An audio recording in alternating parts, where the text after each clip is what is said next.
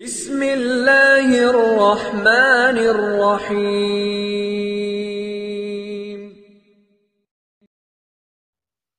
بسم اللہ الرحمن الرحیم وبہ نستعین۔ نسیم صبح کا پیغام لے کر حاضر خدمت ہیں۔ جناب رسول اللہ صلی اللہ تعالی علیہ وسلم پر درود اور سلام بھیجنے والے، یقین جانیے گویا کہ جنت کی نعمتیں دنیا ہی میں حاصل کر رہے ہوتے ہیں۔ مجھے ایسے لوگ بتا رہے ہوتے ہیں نبی صلی اللہ علیہ وسلم کی زیارت سے متعلق یا پھر نبی صلی اللہ علیہ وسلم کی کسی اور عطا سے متعلق، نبی صلی اللہ علیہ وسلم کی کسی اس طرح کی کرم نوازی سے متعلق، جس کو یقین جانیے سن کر پہلی بات تو یہ کہ عقل دنگ رہ جاتی ہے، عقل دنگ رہ جاتی ہے۔ اور دوسری بات یہ ہے کہ اپنے آقا و مولا حضرت محمد صلی اللہ علیہ وسلم سے محبت اور امڑ کے آتی ہے کہ کیا واقعی ہمارے نبی صلی اللہ علیہ وسلم کی شفقتوں کے یہ انداز بھی ہو سکتے ہیں۔ میں تو اپنے ساتھیوں سے کہا کرتا ہوں کہ ہم نے نبی صلی اللہ علیہ وسلم کی شفقتیں کتابوں میں جتنی پڑھی وہ بہت زیادہ ہیں، لیکن جو ہم شفقتیں دیکھتے ہیں وہ شفقتیں اتنی زیادہ ہیں کہ سچ پوچھئے ہماری عقلیں حیرانی سے باہر نہیں آتی، اور نبی صلی اللہ علیہ وسلم کی وہ شفقتیں ہوتی ہیں جو تنہائیوں میں ہمیں رلاتی رہتی ہیں، جو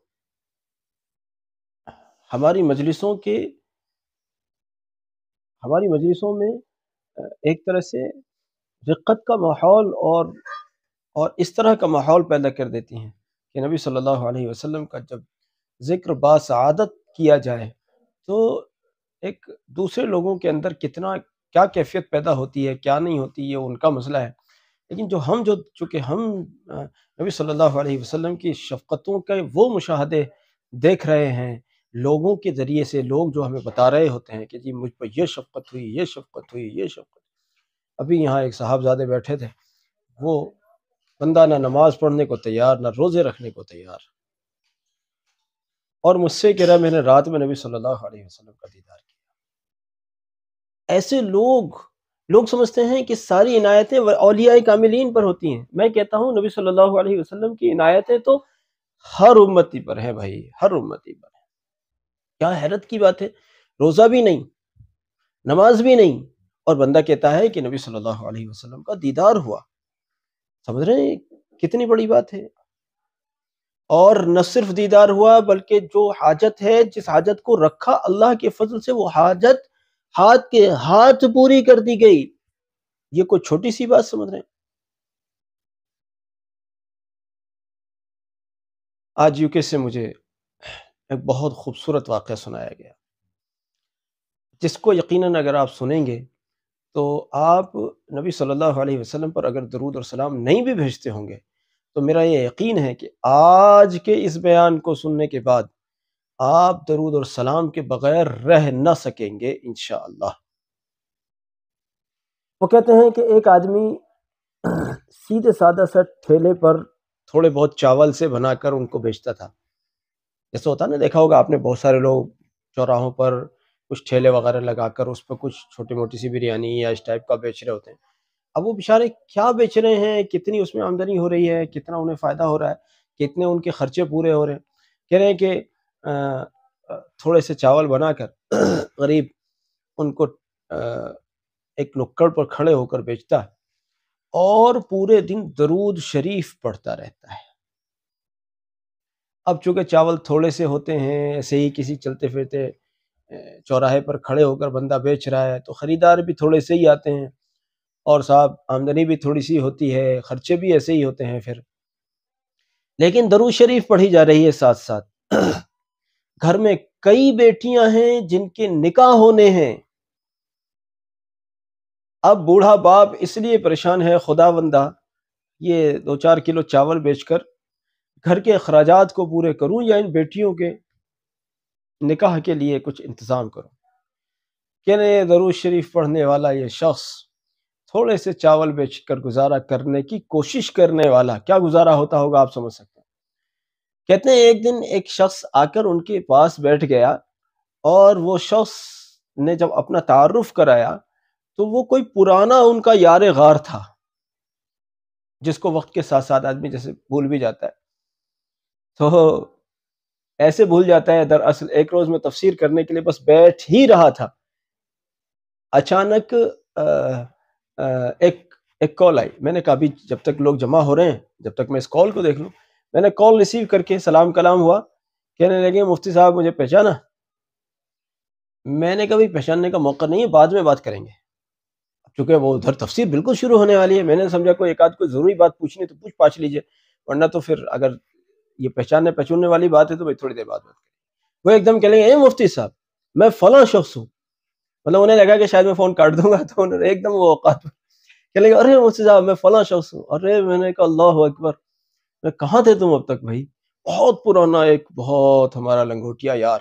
میں نے کہا بھائی آپ سے 2 منٹ میں پیٹ نہیں بھرنے والا، میں تفسیر پہلے اتنی دیر میں مکمل کرتا ہوں، تفسیر کا درس ہوتا ہے ہمارے یہاں، ہوتا تھا، اور اس کے بعد میں پھر آپ سے میں تفصیل سے بات کروں۔ پھر میرے ان کی بہت بات ہوئی بعد میں۔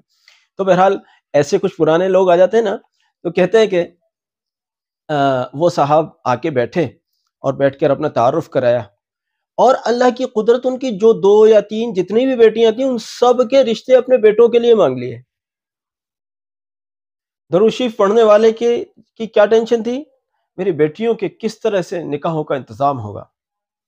اب وہ صاحب جو رشتے مانگ رہے تھے وہ ذرا کھاتے پیتے آدمی تھے، یہ بیچارہ غریب آدمی۔ اب وہ رشتے تو انہوں نے قبول کرنے ہی تھے، ظاہر بات ہے کہ بھئی مرتا کیا نہ کرتا، ڈوبتے کو تنکے کا سہارا ہوتا ہے۔ اب گھر بیٹھے رشتہ آ گیا اور وہ بھی ایک مالدار فیملی سے آ گیا، تو ایک غریب آدمی کے لیے تو بہت بڑی بات ہو گئی۔ اب انہوں نے اس کو قبول تو کر لیا، مگر اب اگلی ٹینشن یہ شروع ہو گئی کہ خدا بندہ میں اس مالدار کو جھیلوں گا کیسے؟ اس کو موٹا موٹا سا جہیز چاہیے اور کیا کیا چاہیے، اور میں کیسے اس کو دیکھوں گا؟ تو کل ملا کر اب صورت یہ بنی کہ ادھر سے انہوں نے کہا بھائی مجھے کوئی جہیز نہیں چاہیے۔ کچھ دن کے بعد جب بات ہوئی ہوگی، انہوں نے کہا بھائی مجھے کوئی جہیز نہیں چاہیے، بس مجھے تو آپ سیدھی سادے سا نکاح کر دیں اور بس بات ختم۔ اب یہ بندہ اس بات پر تو خوش ہو گیا، مگر یہ ٹینشن کہ یا اللہ اس کے جو 10 20 50 100 جتنے بھی آدمی آئیں گے ان کو کھلاؤں گا کہاں سے؟ کھلانے کے لیے بھی انتظام نہیں ہے۔ تو غریب آدمی 2-4 کلو بیچ کر بیچارہ گھر کے خرچے اللہ جانے کیسے چلاتا ہے۔ اب یہ اتنے سارے جو لوگ آئیں گے ان کو کیسے کھلاؤں گا اللہ؟ سننے کی بات ہے، سنیے۔ درود شریف پڑھنے والا آدمی ہے، کہتے ہیں ایک روز میں اسی فکر و غم میں بیٹھا ہوا تھا، یا اللہ وہ تقاضا کر رہے ہیں کہ نکاح کا دن مقرر کرو اور میرے پاس کچھ ہے ہی نہیں، کیا کروں؟ کہتے ہیں کہ دروازے پر نوک ہوئی، دروازے کی بیل بجی، ایک نوجوان لڑکا ان کو ان کے نام کے ساتھ مخاطب کرتا ہے۔ اس کو نہیں معلوم یہ ایک دوسرے کو کون ہے، لیکن وہ بندہ جو آیا ہے وہ ان کا نام لے کر کہتا ہے۔ جیسے مثال کے طور پر اگر ان کا نام عبداللہ ہو، کچھ بھی ہوگا، میں عبداللہ سب کچھ، تو کہ عبداللہ صاحب میں آپ سے ملنے آیا۔ اب یہ پہلے حیران، یہ میرا نام بندہ جانتا ہے، اس کا مطلب کوئی متعارف ہے، کوئی جاننے پہچاننے والا ہے کہ صاحب کیا میں 2 منٹ گھر میں بیٹھ سکتا ہوں؟ ہاں بھائی آ جائیے۔ اب آپ میرا نام جان رہے ہیں تو جاننے والے ہی ہوں گے، میں بھلے آپ کو نہیں پہچانوں، آئیے بیٹھیے۔ اب کہتے ہیں میں بالکل نہیں پہچانا اس شخص کو۔ کہنے لگے کہ انہوں نے ایک سوٹ کیس دیا، ایک اٹیچی دی، کہنے لگا یہ آپ کے لیے گفٹ ہے، نبی صلی اللہ علیہ وسلم نے بھیجا ہے۔ کس نے بھیجا ہے؟